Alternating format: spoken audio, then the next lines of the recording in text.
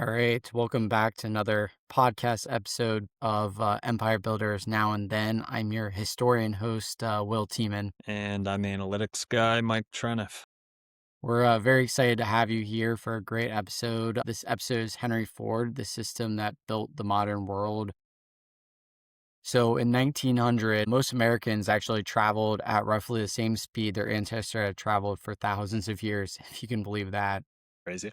Think about that. The telephone exists, electricity is spreading, factories are transforming the economy. The United States is becoming one of the richest nations on earth. And yet, if you want to go 40 miles, your options weren't dramatically different than they had been for generations. A horse, a wagon, train if you were lucky.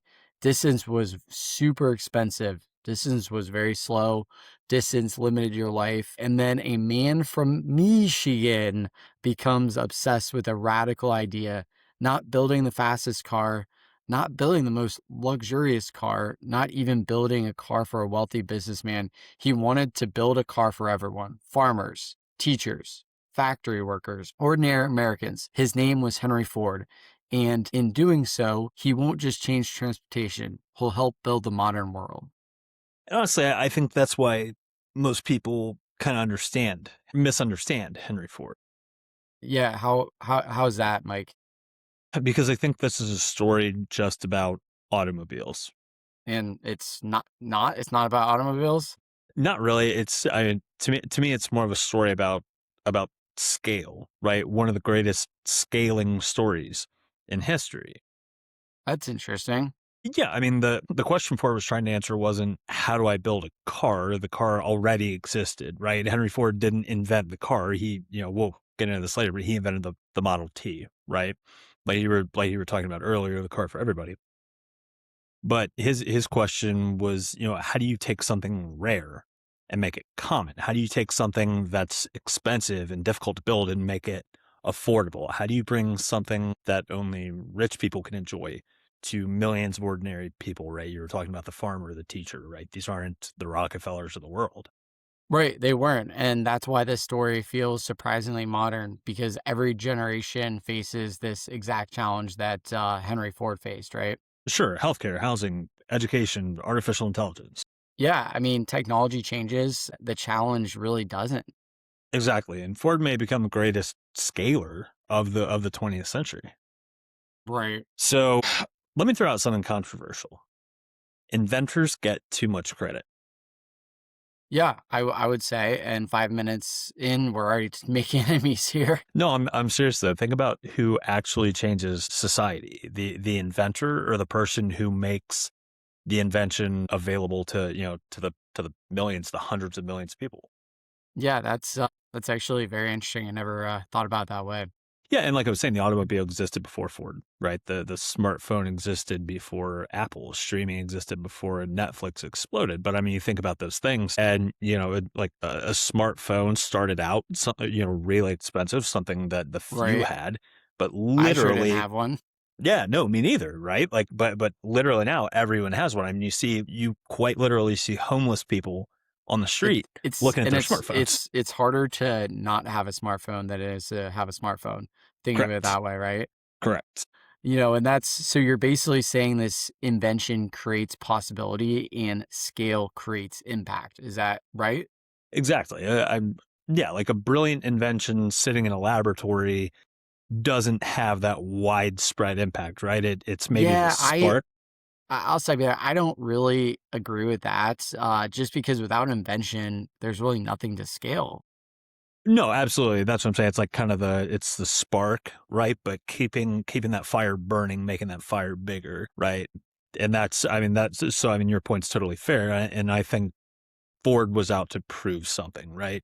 Kind of making that fire brighter, bigger, whatever. People like him who scale the ideas can sometimes transform society more than the people who invent the thing, right? So it's Yeah, I mean, obviously you have to give the inventor some credit, but we're talking right, about the and impact that makes a lot of sense, and that's exactly why we're still talking about Henry Ford more than a century later, for right? sure.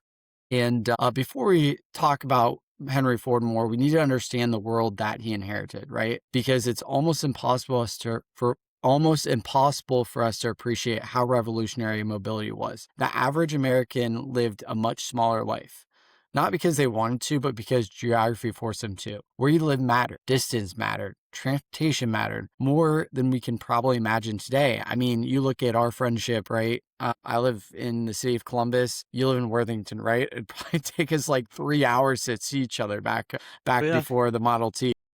Well, that's funny because today we measure distance in miles, right? And a mile is not some insurmountable distance, but I mean back then people measured distance in time, sort of, right?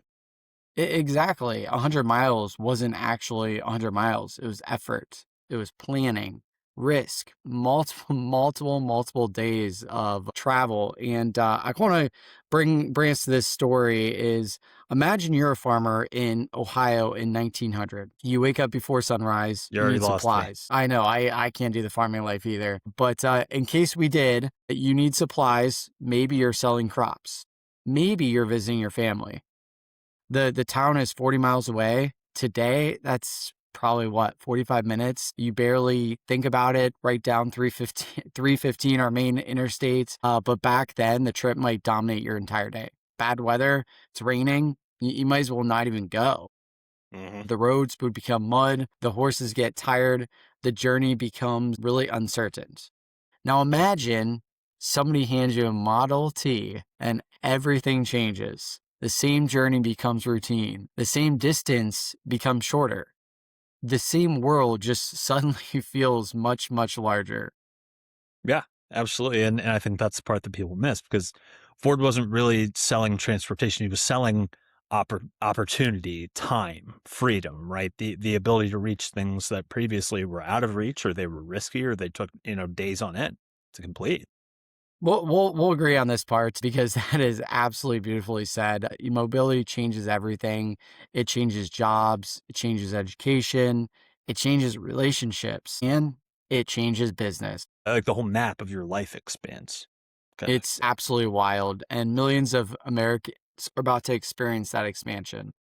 So let me ask you this. We like to frame these things, from a modern perspective. So what is today's Model T? What's the equivalent of the Model T today? I say that's a very easy answer, and that's housing. Housing Housing, is, really? yeah. I mean, it's becoming increasingly less affordable, and and it's really the building of houses, right? The challenge to build them, the challenge to make them affordable, making them accessible, scaling them. I mean, it takes months to build a house these days. I'm in the middle of a renovation project. I'm going to be homeless September 1st, and it started months ago. You'll be our homeless guy with the smartphone. No, I mean that's a great answer, actually. I think healthcare is another good example of that. We have this incredible medical technology, right? But the challenge is access, and that feels, very, very Henry Ford-esque to me. Yeah, no, that makes total sense. I mean, not an invention, but really distribution. Would that be right? Exactly, yeah. I mean, basically same problem as a century later. So we're gonna go back to Mr. Henry Ford, and we go back to this world. There's a kid from Michigan. His name is Henry Ford, and at first glance, there's really nothing particularly remarkable about him. Right? He's not wealthy. He's not famous. He's not connected. He's not a brilliant student destined for greatness. But he has one characteristic that separates him from almost everyone around him. He's absolutely obsessed. I think obsession is the right word, actually. Not interested. Yeah, I mean, he's not interested. He's not curious. He is absolutely obsessed. Machines fascinate him. He wants to understand how they work, every gear, every spring, every moving part. And one story of him actually really stands out. Neighbors actually began bringing Henry Ford broken watches. And he was, Really? at the time, he was just a teenager, no engineering degree, no formal training, really nothing. And he takes the watches apart, studies every piece, every mechanism, every tiny moving component, then puts them together again and again. So he has no formal training at this. He didn't know his family is like a great, engineer, jeweler, Nope. anything like that. He just has this God-given talent. Yes. Wow. It's obsessed is the right word, right? Yeah, it realized. And what's funny is that almost every great innovator seems to have a story like this, right? Before they become successful, they become obsessed with something. They have this, like I said, this God-given talent of some kind, maybe. Right. And, nobody really notices this because it doesn't look all that important. It looks really weird, to be honest with you. Well, it sounds weird at this point in the story, right? It sounds like, maybe every neighborhood has this kid, right, who takes stuff apart and, I don't know, but future greatness usually does look strange in real time. It really does. And nobody really looked at this farm kid fixing watches and thought, wow, this kid is going to change the global economy someday. So let me ask you this. I mean, whether we're talking about Henry Ford or, other just examples of greatness from history, do you feel like a certain amount of that obsession is required to produce that greatness? I actually think history may suggest that it might be. Well, I mean, think about the people we've covered, right? We've talked about Churchill. We've touched on Thomas Edison, right? Steve Jobs, Elon Musk, and Musk, now and Musk, now Musk, Musk has an obsession. maybe just a little. But again, I mean, to some people that looks weird in real time, right? People say, "Oh, he's weird. He's this. He's that." I mean, some people don't like him for other reasons, but even if it's not that you don't like him, he's just you maybe look at him and think like, "Wow, that's a brilliant guy." He just he's a little eccentric, maybe. But yeah, I mean, throw Henry Ford in that conversation too, right? They're not exactly balanced people, are they? Yeah, exactly. And maybe that's the point.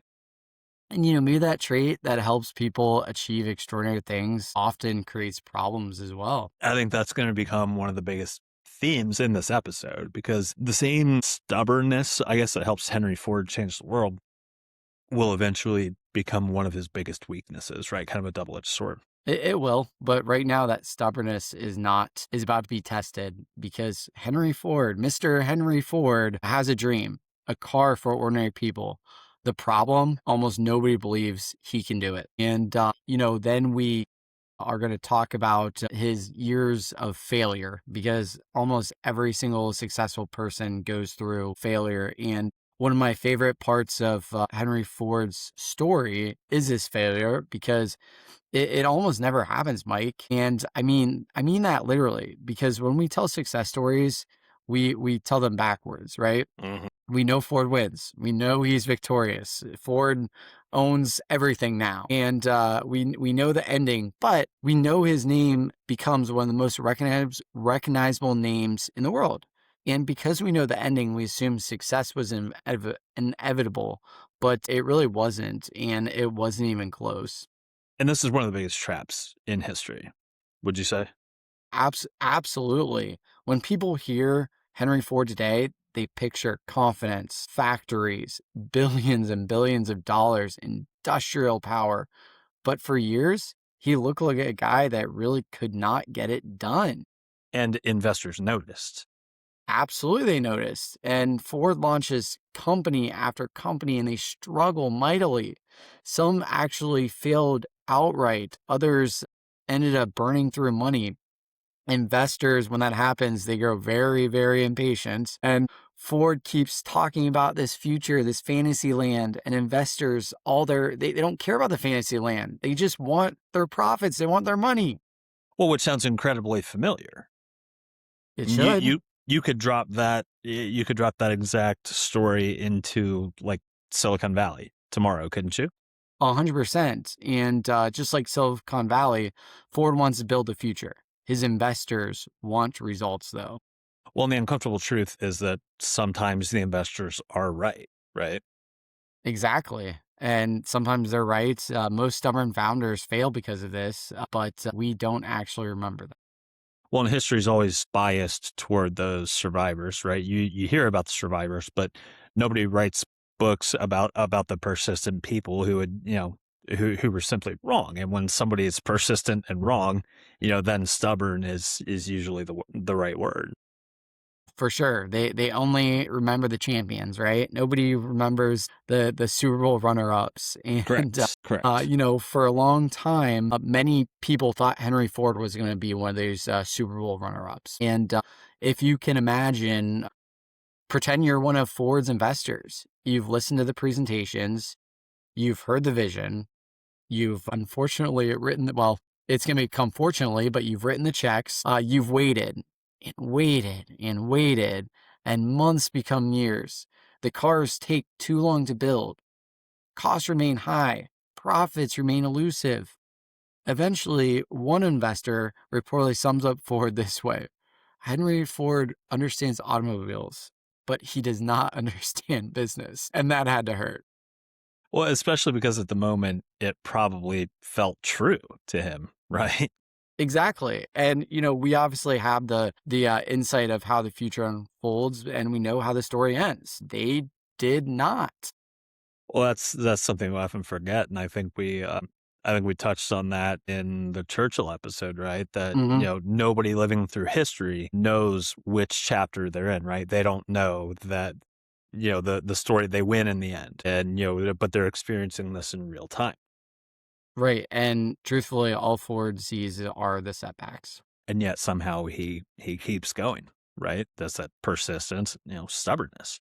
Hmm. Right. So I mean, let me ask a brutal question. How long, and I mean, there's no concrete answer to this, right? It's a very broad question, but how much stubborn is good, right? So like, how long do you stick with this, with the whole world telling you, hey, you don't know what you're doing, investors constantly losing confidence. It's probably, starting to feel like a revolving door to him in that way, right? How long do you stick with that something before before you relent or even like give up, right? That's a brutal, brutal, brutal question. It's $1 million question too. It really just depends probably on investors and Sure. how much confidence you have in yourself. Well, and we love saying, right, never quit. And we talk about how history is biased toward those winners, right? Who, oh, hey, thank God they didn't That's quit. absolutely Uh, terrible advice. Right. I think It it's is. great to know when to quit.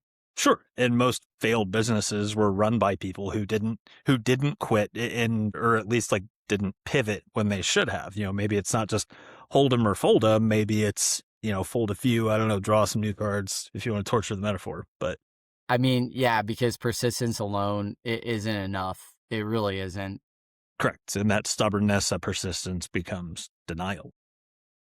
But here's the challenge. If Ford quits, there's no Ford Motor Company, right? If Churchill quits in 1940, history changes. If the Wright brothers quit, history changes. You see this theme coming about, right? Yeah, the hardest thing isn't persistence. No, it's knowing whether you're early or you're just plain wrong. And in this instance, Ford just keeps betting that he's early. He keeps betting on himself. And thankfully for him and thankfully for the society, he is absolutely right. Absolutely. And then finally, the tide begins to turn. Ford launches the Ford Motor Company. And unlike his previous ventures, this one actually gains some traction. But what's fascinating is that Ford remains obsessed with the same idea: one great car for ordinary people. Which sounds obvious now, right? But at the time, not at No, all. not at all. Most automakers are chasing wealthy customers, luxury customers, people that can afford expensive toys. While Ford is kind of swimming against that current at the time, right? He completely was. I mean, most companies see automobiles as luxury goods. Not everybody can have one. And Yeah. Ford sees automobiles as household goods. That's just a completely different vision, right? Exactly. And most businesses ask, how do we sell more? Ford asks, how do we reach more people? Yep. And we've seen through history that once you start asking that question, everything changes. Everything. And eventually that vision produces the Model T, released in 1908. Simple, it's reliable, it's durable, it's affordable. And suddenly, ordinary Americans can start buying automobiles. And I think at this point, I think this is where Ford's genius first becomes obvious, right? How how so? We How he so? sees a future nobody else sees. Like, most people look at cars and see luxury. Ford looks at cars and sees everyday life. That It's that that's such a powerful distinction. yeah, It really and is. it's that like And it's that point where you just start thinking about something completely differently, right? So we're gonna go back to your favorite farm family, right? Your favorite life on the farm. Imagine a family in 1910 that lives on a farm, something you and me can never imagine. They've never owned an automobile. Their lives revolve around horses. Distance dictates everything. The nearest town feels far, far away. Travel requires planning. Then one day, they buy a Model T. The children can attend events farther from home. The family can reach markets faster. Doctors become easier to access. Opportunities that once felt distance suddenly feel close. And I'll tell you this, we both are millennials. We both love to travel. This is the first time that people could take vacations, actually take Yeah. vacations. Oh, yeah. And like I mentioned earlier, right? That's why I said I don't really think Henry Ford was selling transportation. I think he was selling possibility, right? Possibility, access, and expansion. Well, like we talked about, the like expanding the map of your life. 100%. And the possibility that where you were born no longer completely determines where you can go. That's Exactly. powerful. Exactly. And that's why the Model T becomes more than a product. It becomes a social revolution, right? If you will. 100%. There's another person whose life changes. It's a rural doctor. Mhm. Before automobiles, house calls could take hours. Bad weather could make everything worse. Emergencies become races against distance. And then comes the Model T. Suddenly that doctor can reach patients faster, cover more territory, save more lives. It's easy to focus on the machine. The real story is that what the machine allows people to do.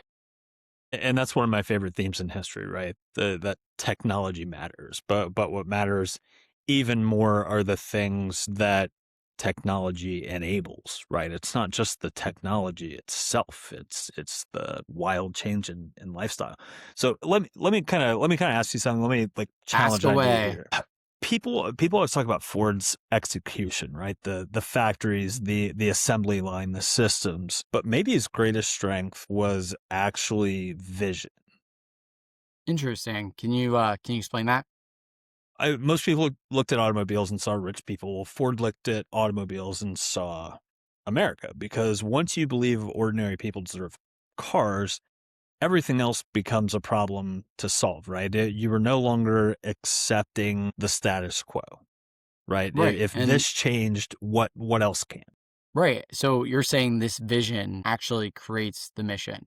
Exactly. And then the system comes later, right? I mean I mean Henry Ford pretty much revolutionized the idea of the system, the assembly line, all that good stuff. So But then Ford encounters a new challenge, the kind of challenge every successful organization dreams about. Demand explodes. People want cars, lots of them, more than Ford can build.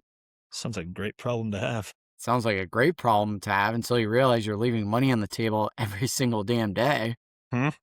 Yep. I like the product works, the vision works, the market is there. Bottleneck is something else, though. Yeah, production, right? Exactly. Building automobiles, it's still very slow. Workers move around the vehicle. Parts arrive inconsistently. Processes are messy. Everything takes way, way too long. And this is where the story becomes much bigger than automobiles, like we've hinted at a couple of times, right? Because every organization, every wildly successful organization, I guess, reaches this point. At first, the challenge is the idea, then the challenge is customers. Eventually, the challenge becomes the system itself, right? I mean, if you find yourself in this dream position where, oh my God, I can't, there's so much demand for my product that I can't meet it, right? Then you have sort of that systemic problem. And that's when Henry Ford realizes something very profound. Yep. The bottleneck isn't the product, right? And once he understands that, right, everything changes, not just for Ford, not just for the automobile industry, for modern manufacturing itself. Because Henry Ford is about to create one of the most important process innovations in human history. And yeah, and it's an innovation so powerful that more than a century later, we're still living in the world that he created. Yep. And And we're still refining that idea, right? Like this is we not a don't like done the and nine dusted to thing. fives. The nine to fives are Henry Ford's fault. So that is 100% his fault. But, but imagine it is 1913, right? Ford has a problem most businesses would love to have. People want his cars, lots of them. The Model T is becoming a phenomenon. Orders keep coming, demand keeps rising. And every day, Ford faces the same question: how do we build more? What's fascinating is that Ford doesn't focus on improving the car. He really focuses on improving the system. And honestly, that might be the most important strategic decision of his entire life. More important than the Model T. I I mean, I think so. The Model T was already very successful, right? The challenge wasn't invention anymore. The challenge, like we were talking about at the beginning, was scaling that invention. It's actually a really good point. I don't like to give you too many compliments, but at some point, every successful organization reaches this moment. The product actually freaking works. Customers want in. The mission is clear. Now the question becomes, can the system actually handle this success? And surprisingly often, the answer is no, isn't it? So how does success create, its own problems? Yeah, like a great product with a broken system eventually loses. I mean, people see this kind of stuff happen in like I mean, I guess entertainment focused settings. Like if you watch Shark Tank or something like that, right? A lot of people come in and say, "Hey, people want this thing, but I was making it in my garage. I had a full-time job already. Now it's kind of like blown up, and I can't meet demand, right? And if I don't meet that demand, I'm in trouble." Right. And you know what? Ford probably would really enjoy Shark Tank because he understood that, right? So he starts studying everything: movement, workflow, time, efficiency, anything that really slows production, anything that really creates fiction, he's studying. Well, and eventually he arrives at an idea that's so simple it almost sounds obvious, right? That's right. The worker should not move. Welcome to boring work, everybody. The product, the product should move, right? Exactly, and with that insight, the modern assembly line is born. I mean, That's it's a dangerous word right there. And yeah, take Ford out for example. Imagine you're another automaker, right? You've Mhm. spent years building cars. You've invested your savings. You built a factory. You're so proud of your business. Then one day you visit Henry Ford's plant. You walk through the doors. You hear the noise. You smell the oil. You see workers standing at stations, and then you notice something very strange. The cars are moving and the workers aren't. Everything just feels different. Everything feels faster. Every motion has a purpose. Every second has a purpose. And somewhere during that tour, you realize something. The game has changed forever. Well, and that's got to be one of the worst feelings in business is seeing the future and realizing that somebody else has beaten you to the punch, right? Exact. That must have been a terrible feeling for those other automakers. Because you're not competing against Ford's factory today. You're competing against Ford's factory 5 years from now, right? And That's the terrifying. that That's the is terrifying part, right? absolutely terrible. That's absolutely terrifying. What the heck? And but here's the deal: is results are staggering, right? And because before the assembly line, building a Model T would make more than 12 hours. Take more than 12 hours, right? Afterwards, 90 minutes. Think about that. A process that once consumed most of a day now takes a fraction of the time. So that cut it. Wow. I mean, that cuts production time to what? What is that? 1/8 of the time. I mean, Something like that. And, because of this cost fall, output absolutely explodes. Prices do this, they go down. More people buy cars. Ford builds more cars. Prices drop further. And suddenly a powerful cycle begins.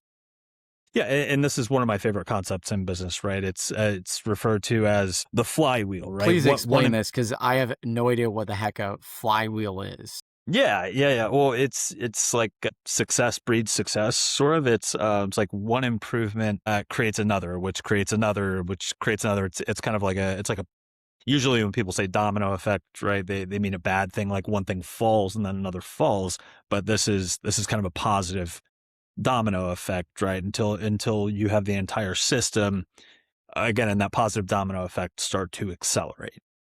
So that makes sense. I appreciate you explaining economics to me. I'm just a historian here.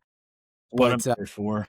I do know this: lower prices can create more customers, and more customers can create more scale. More scale then lowers costs, and lower costs lower prices, and around and around and around we go. Yep, absolutely. And it's at this point that Ford stops looking like just a car company. So what does he become? Well, it becomes more of a systems company, right? Think about it. The real innovation isn't the car. I mean, at this point, I mean, yeah, obviously we've talked about how the Model T caused this social revolution, right? I think I said before. But at this point, it's almost a byproduct. Like if you zoom out and look at history, the car is almost a byproduct of this other amazing innovation, which is the machine, the process, the system that produced the car. That seems like a very important distinction here. Yeah, and I mean, it just in the way that Amazon isn't just a website, right? Amazon isn't a bookstore anymore, right? It's a logistics system. I mean, the world's most efficient fulfillment system. About Toyota? Kind of similar production systems, right? What about And McDonald's? I mean, it's all sort of in a similar vein. I would say that they are like very OpEx, like operational excellence based, right? Just the efficiency of, like I said, kind of in the same vein, like the very efficient fulfillment systems. What about go back to Ford? Yeah, I mean, I think that's kind of the granddaddy of them all, right? I mean, that's the ancestry that you trace everything back to. So let me ask you this question: What do you think what do you think has been more impactful on the world, right? So we're talking about we've been drawing this dichotomy between like product intervention or product innovation and process innovation. Obviously, they go hand in hand. We talked earlier about the spark and then the fire that you sort of kindle. What do you think has been more impactful on the world if you had to look at those two things separately? My instincts says product. Really? Why do you say that? Without product, there's nothing to scale. This is true. Yeah. Yeah. But process innovation, I think my only point is I think process innovation sometimes gets overlooked, right? Because you have the product that's kind of the shiny thing that draws all the attention, right? Like if you asked most bozos off the street, hey, what's Henry Ford famous for? More people would probably say the Model T than the assembly line, Right. right? So my point is, so much of this goes sort of underappreciated because process innovation often determines who wins, right? Amazon's advantage isn't a website, it's fulfillment. Toyota's advantage isn't a car, right? There's nothing insanely amazing about a Toyota car, right? I mean, obviously There's they're, not. yeah, right. No, I mean they're one of the better ones out there, right? Depending on what you're looking at, but it's that production, I would say. It makes sense. It Yeah. makes sense. So I guess what I'm getting at is the companies that dominate usually build better systems, not just better products, right? What we're getting at in this conversation is sort of like a chicken and the egg thing, right? You I can't have get one it, but without the other. Yeah, I'll say this: I actually think Ford proves both points. Right? Without the vision, there's no Model T. Model T, without the assembly line, the Model T never reaches millions of people.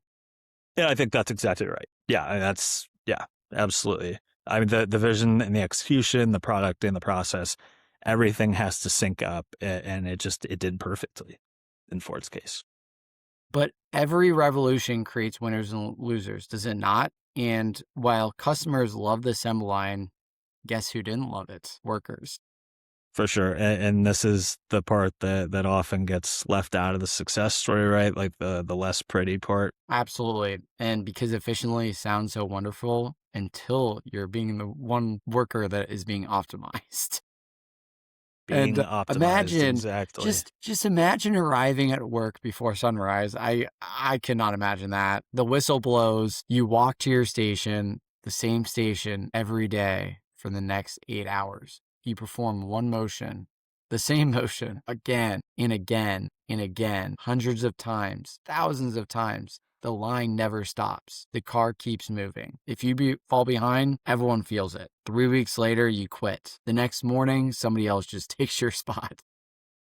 Yeah. And that story completely changes how you think about efficiency, right? Because efficiency is wonderful when you're the customer, but it's a very different experience when you're part of the machine, when you're one of the cogs in the machine, Right. doesn't it? Right. And that's Ford's turnover becomes a huge problem, right? Workers leave constantly. Many simply just can't handle that autonomy. Yeah, which creates a fascinating paradox because Ford has built one of the most efficient systems in human history, but the humans inside the system are struggling.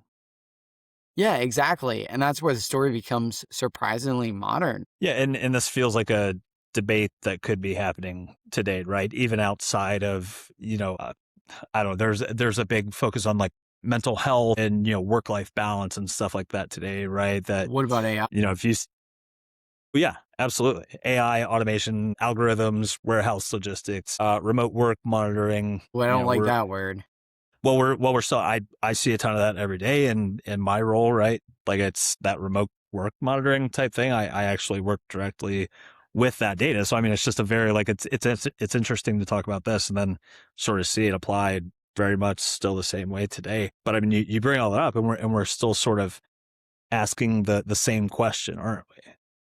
Yeah. I mean, the same question is how much efficiency should organizations pursue for everything you just mentioned? Yeah, and at what point does that optimization, sort of reach the peak and sort to go back down the other side of the hill, right? Reach that point of, I guess, you brought me on to be the economics guy, that point of diminishing returns, Right. For sure. And, Ford, he did solve one problem. but he created another. He did. And that's often how innovation works, my friend. It doesn't eliminate trade-offs. It changes them, right? Exactly. With every breakthrough comes a whole new set of challenges. And Ford is about to confront that reality head on because workers are leaving, absolutely leaving. Turnover is exploding. The assembly line, it actually is working, but the workforce really isn't. Yeah, and Ford's response is going to kind of shock the business world, isn't it? Yeah, a decision so surprising that people are still talking about it more than a century later. So tell me about And it. yeah, it's the $5 day.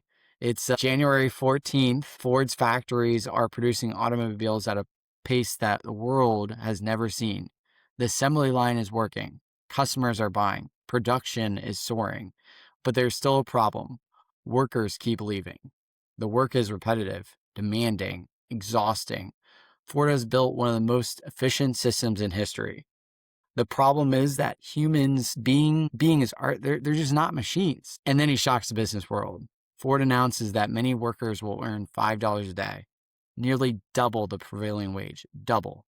Newspapers explode. Competitors are absolutely furious. Business leaders think he's absolutely lost his mind. Well, you probably do. If you're if you're a competitor or really just any other CEO or somebody in 1914, you probably think he's lost his marbles. 100%. Why voluntarily raise your biggest expense? Why double wages? Why make labor more expensive? Well, looking backward, it seems like Ford at that time came to understand something that most executives don't, right? Workers aren't just a cost; they're part of the system, right? They're they're a resource, they're an asset. Right. And lower turnover, better morale, more experienced workers, higher Yep. productivity. Sound familiar? Yeah, and maybe most importantly, more customers. Because Ford realizes something absolutely profound. The people building the product should be able to afford the product. Well, that's such a simple idea. Like I said, looking backward, we always talk in these episodes about hindsight, but at the time, the idea was revolutionary. Something that seems obvious now was, a stroke of genius at the time. 100%. And just imagine, just for a second, imagine you're a Ford worker. You have a wife, couple kids. You've spent years trying to get ahead, trying to save, trying to build something better. Then the first paycheck arrives and is bigger than any paycheck you've ever received. Suddenly, things start feeling possible. Maybe you can save money. Maybe you can buy a home. Maybe your children have opportunities that you never had. Maybe, just maybe, you can buy one of these Model Ts you've been building every day. For thousands of families, this wasn't a business decision. Like we said earlier, it was a life-changing moment. Yep. And that's why like I was saying earlier, I think Ford's impact is often underestimated because people focus on the automobile itself, right? But Ford helped create a pathway to the middle class, right? It was a total shift in lifestyle for so many people. That's really the middle class, the formation of the middle class is a very, very important point. And just imagine how remarkable this must have felt, right? You work on the assembly line day after day, month after month. You help build Model Ts, and one day, because of higher wages, you buy one yourself. Think about that. The future you've been building becomes part of your own life. And like I said, I think that might be Ford's greatest achievement. You think? More than an assembly line? Well, I mean, obviously related, but I mean, you think about a social achievement, right? I mean, how we live today, because you're no longer just, if you're one of those factory workers, you're no longer just producing prosperity for other people. You are participating in it. That's absolutely, absolutely beautifully said. So let me ask you this, and I think I know which way I lean, but did Ford do this kind of out of generosity of spirit, or was it strategic?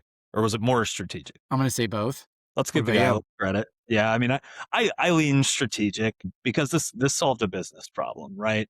Lower turnover, higher productivity, more customers, right? And turnover is its own cost, right? Because So I'll say that's fair. That he obviously was strategic. He's a very strategic fella, but Ford genuinely believed ordinary workers deserved access to prosperity. absolutely, I agree. And yeah, I mean, I don't think he was running. I think you're right, but he obviously wasn't running a charity, right? It was kind of a win-win for No, and he wasn't running a charity. Ford absolutely was not running a charity. by any stretch. Yes, but maybe that's the lesson. The best leaders align incentives, and really everybody wins, right? Absolutely. But here's where the story becomes more complicated because Henry Ford is not an easy person to categorize. Mm-mm. On one hand, he does raise wages, right? Makes automobiles affordable, transforms manufacturing, and he changes millions of lives. Right. And on the other hand, you have this guy who can be incredibly difficult, right? He's controlling, he's stubborn, and he's convinced he's always right. We're talking about Henry Ford here, not me. No, but I mean, sometimes even when the evidence suggests otherwise, right?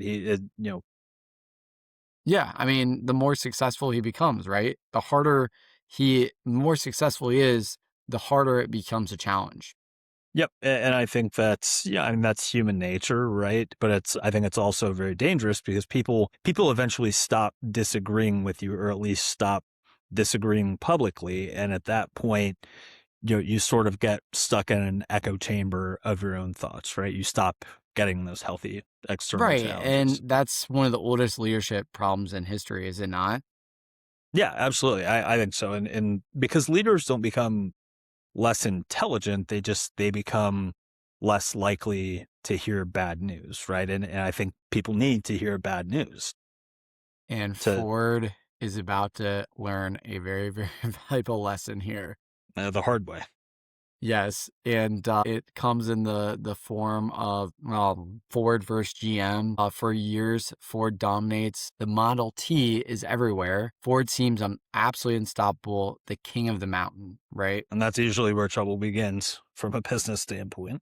Exactly. Because while Ford is celebrating, another company is studying, watching, learning. General Motors. Well, and at this point, GM notices something that Ford doesn't, right? And that's that its customers are changing. The American consumer is changing. Yeah, but Ford believes people want affordable transportation. Is that not true? For sure, but GM also believes. I think what GM comes to realize is that people want choice in the market as well. Yep. They don't just want black, they want they want different colors, they want different models, different styles, different price points. For sure. Yeah, because I mean, you have this advent and, kind of getting a little off track there, maybe, right? You have this emerging middle class, and, Mhm. maybe not everybody, I mean, like today, maybe not everybody's the same kind of middle class, right? Some people, if they need a new car, they'll go buy a, 7-year-old Corolla, but some people Right. will go buy, right, a little more high end. So, I mean, I think at this point, Ford's response becomes pretty famous, Yes, it right? is, because you can have any color you want as long as it's black. It's a fantastic quote, but it's a terrible strategy.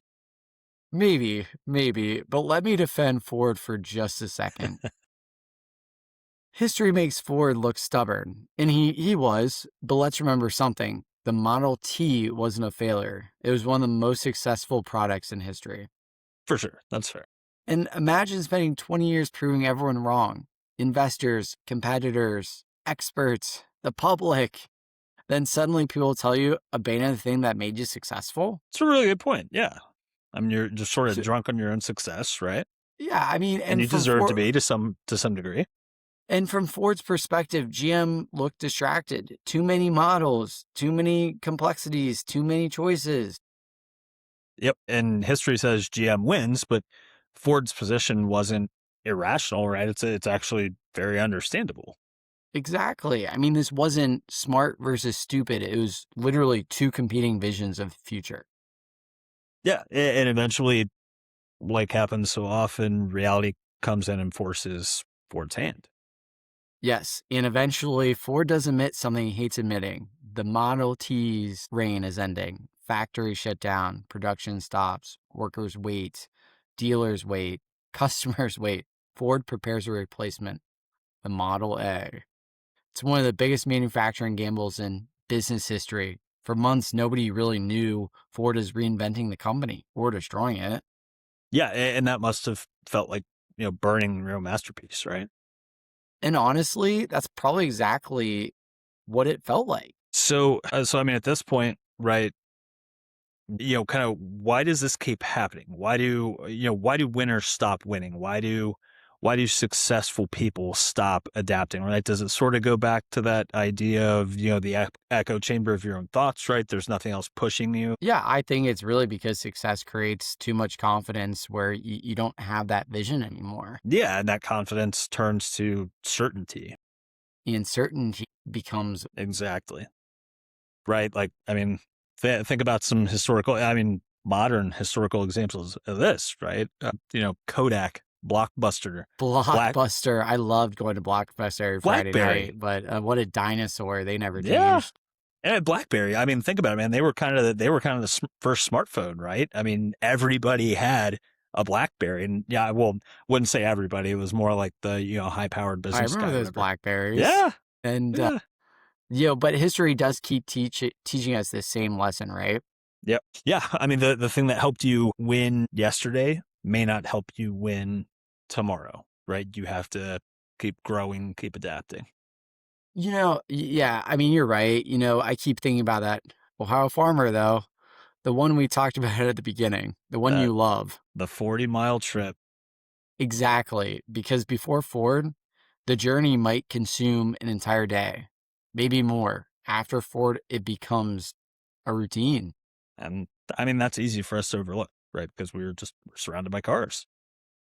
But imagine that being that family. Imagine feeling your world just get bigger, not metaphorically, Yeah. literally, Yeah, for sure. Literally, more opportunities, connections, more freedom.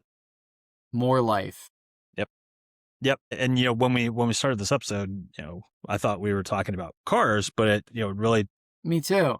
yeah, I mean, it really turns out that we're talking about access. And scale. Yep. Opportunity. Yeah, for sure. And what happens when ordinary people gain access to something that once was reserved just for the wealthy? Yeah. I mean, which might be one of the most powerful forces in history. We continue to see that today, right? I mean, 60 years after this, we saw it with air travel and that, Hmm. RIP Spirit Airlines, but I mean, they were kind of Love the Spirit. ultimate. Yeah, I Love mean, they were kind of Spirit. the ultimate example of something like that. Right. And for most of history, people's lives were defined by geography. You lived where you're born, you worked nearby, you stayed close to home. But yeah, your mobility was limited. Then Ford changed that, and suddenly millions of people can go farther, work farther, dream farther. Yeah. I mean, the automobile didn't just change transportation, it changed possibility for ordinary people. Exactly. Not kings, not industrialists, not the wealthy, ordinary people. Yep. And I think every generation has its own version of that challenge, right? Something valuable, something out of reach, something waiting to be scaled. Because history isn't only shaped by inventors. Yeah, it's shaped by the people who want to bring those great ideas, those great things to everyone else. Right. Henry Ford didn't invent the automobile. But he helped millions of people experience a bigger world. He scaled the automobile, And maybe that's the simplest definition of progress right there. making a bigger world available to ordinary people. Yeah. That's right. Well, that's Henry Ford, folks. Thank you for listening to the Empire Builders Now and Then. We'll be back next week. Thanks, guys.